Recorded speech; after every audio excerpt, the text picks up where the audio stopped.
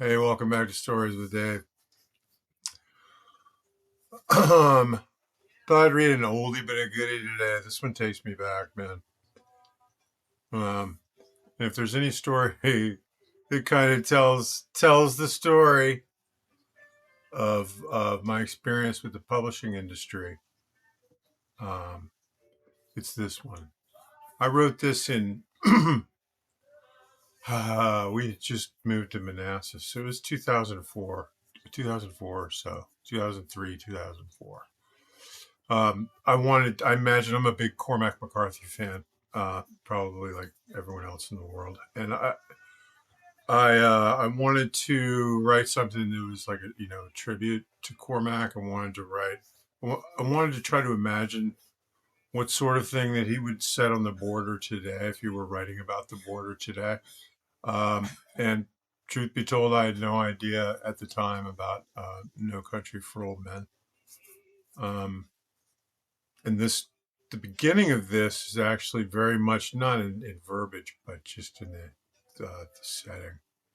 This is a lot like the opening of the movie, actually, and of the book, yeah, because they stay true to the book in that. At any rate, this is called. It was called On the Border, and it's brutal. It's a story about an older and a younger guy who are hunting illegal aliens on the border, you know. And this is something that I imagine happening in the future. This is back, more than 20 years ago. But I had just come from that region. Well, I had just come from grad school, but had lived out in Phoenix for the early and mid 90s, and was aware of these pressures, saw the stuff coming, and was aware that this kind of thing might be on the horizon. And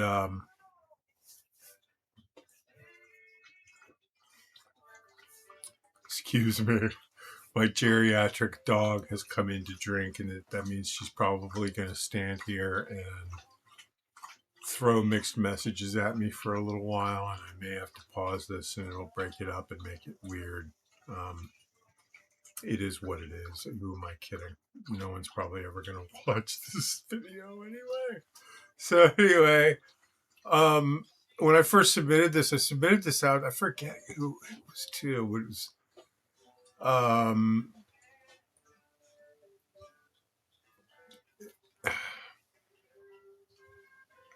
if memory serves, it didn't even have anything to do with publishing. But I got a note back from the person complimenting my style and comparing it to Hemingway, which I thought was interesting, um, because I certainly wasn't going for that, and it's almost an insult when if you're writing a tribute to somebody who's a disciple, clearly a disciple of William Faulkner. But anyway, uh, you know, there were other responses I got that said they thought it was racist.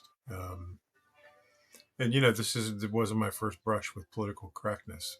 Political correctness and I go way back, and you'll hear me tell these stories more than once, probably.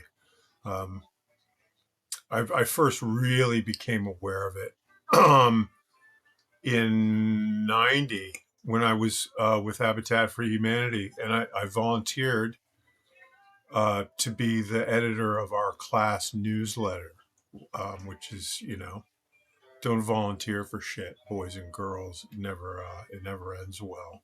So anyway, I tried to infuse it with a bit of humor, and I had made a comment at some point about leprosy, and received this handwritten, 5-page handwritten, furiously written letter um, from someone whose focus and intent was emanated so clearly from this document that you could picture, the author. Um, they were so upset that I had called it leprosy and not Hansen's disease. And, you know, we use the term Hansen's disease now. It just really blew me away that anyone uh, had that much free time, and that they were on the other hand, unwilling to, maybe suspend their own delicate sense of personal offense, um, in the honor of some more general, maybe loftier attempt at wit. It was the beginning of the end for the American sense of humor. I just didn't know it yet. I thought this was some random freak. I didn't know that it was more than half the country. Right? Go figure. So some people outright call me a racist for this story. Again, 2004 still blew me away. Racist. How do you get that? Yeah, it's a story about some people who are, well, you don't even really know if they're racist. You just know that they're killing people who are coming over the border illegally. You don't really know the context. I'm doing that on purpose. A good short story should start conversations, not finish them. It shouldn't have any answers for you. Maybe that's the problem with today's fiction. Everybody's so niched out and in their own little echo chamber that they're just, they want fiction that affirms that and just keeps them in that womb of escape. They don't want anybody asking questions. Well, I'm here to ask some questions. This was called On the Border. Two men squatted behind a tuft of Russian thistle in the talus of an old abandoned mine above Warsaw Canyon. One of them held a pair of field glasses, and through them he watched the sun bleed down the wild, jagged border country south of Arivaca. See anything? Said the man who did not have the field glasses. He was young and had striking blue eyes and a conventional haircut, and his desert camouflage had creases in it. His rifle looked brand new, and his hands were delicate and manicured. I see a whole lot of stuff, said the man with the field glasses. He sounded annoyed. He was older, and his skin was dark and blown into deep leathery creases by the desert wind. He wore a beige, full-body hunting suit and a beige baseball cap. His hair was black and gray and tied back in a ponytail. Great deltas of wrinkling dark brown skin washed back from his eyes when he squinted into the binoculars. He crouched very still with his rifle across his thighs and looked out toward Mexico. He saw a mountain lion in the distance, briefly, just a flash of something pale and quick in the polar winter afternoon light among the Palo Verde on the canyon floor. He would not have known it had he not seen it before. His eyes knew the desert and its million small movements. He saw rodents, and he saw a family of javelina moving across the southern end of the canyon where it opened up into blue skies and high, jagged mountains. He saw snakes and big, fast lizards and other sudden flicks of gray against the pale sand far below. He saw small and large birds hunting along the arroyos between their hill and the mountains on the border. They themselves had been hunting for 2 days already. They'd seen nothing. That was more than unusual. That was bad luck. You think we should head back toward Bisbee? Asked the young man. It won't be any better in Bisbee. It was going to be another cold night. They couldn't risk a fire at night in the arroyo, and it had been unbearably cold. It was better to freeze than to announce your presence to your prey in the desert at night. It had been risky enough to hunt during a full moon. Can we make a fire tonight? Said the younger man. No. Why can't we make a fire if we're going to leave tomorrow? Who says we're going to leave tomorrow? I thought we were leaving tomorrow. If we don't bag anything tonight, we're not leaving tomorrow.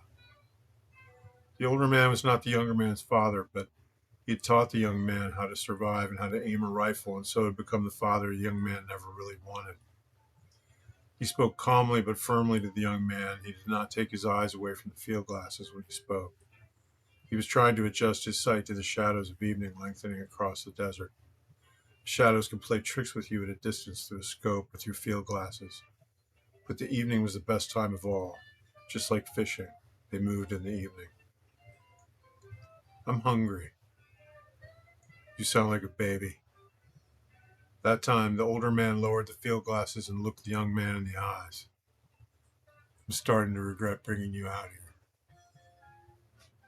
When he raised the field glasses back to his own eyes, he saw them. There were 3 of them walking in a straight line across the mouth of the canyon where the javelina had passed. They were trying to walk hunched over, trying to stay low. The older man lowered the field glasses again and said, "Aim where I shoot." He raised his rifle quickly, quietly to his shoulder, drew a bead on the last figure in line, and shot. Fuck. You hit him in the leg. The older man glared at the young man and bolted another round into the chamber. He found his target close to where he left it, crawling toward the rocks where his companions hid, shouting frantic encouragements. The next shot sounded different, louder, seemed to echo for minutes. Through his scope, the young man saw the shape of the wounded man relax on the canyon floor. What in the hell are you waiting for? Said the old man. The young man could hear the others yelling. One of them crept out from the cover of the rocks toward the fallen man. There was another shot, and the man who had crept from cover jerked once and rolled and crawled back out of sight. Damn, said the older man. Shot echoed, and the echo died, and it was quiet again in the canyon. You fucking pussy, said the older man, standing up to walk. He put the field glasses in their bag and shouldered his rifle and looked down at the young man and said, You motherfucking pussy.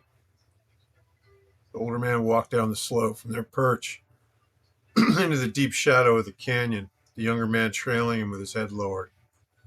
The older man walked with a limp, and it took them a long time to reach the mouth of the canyon where the dead man lay. From a distance, he looked like a small pile of clothes with a blue sweater on top. Close up, you could see how the killing shot had exploded his back. He had not felt a thing, thought the younger man. Then he knelt down and began to vomit. The older man searched through the dead man's ragged old knapsack. Jesus, he's got to change his shirt and 5, 6, 11 goddamn pesos, and a comb and a canteen and a fucking rosary. There ain't fucking shit in this goddamn bag. He stood up and stared off in the twilight in the direction of the blood trail of the sand. He could see nothing but still shadows and long, dark orange desert hills losing their dimensions, flattening back to one continuous silhouette in the last light of sunset. God damn it. It would be dark soon, and it was beginning to get cold. The older man waited for the younger man to finish throwing up. He crouched and waited, smiling a little. After a while, a cold wind came down the canyon from the north, smelling like snow. It would be snowing now up in Flagstaff. We'll go to Bisbee next weekend, said the older man. We're outside Douglas. He nodded to himself, smiling, reassured by the thought. Shit. I always have good luck outside Douglas. And thanks for joining me. See you next time on Stories with Dave.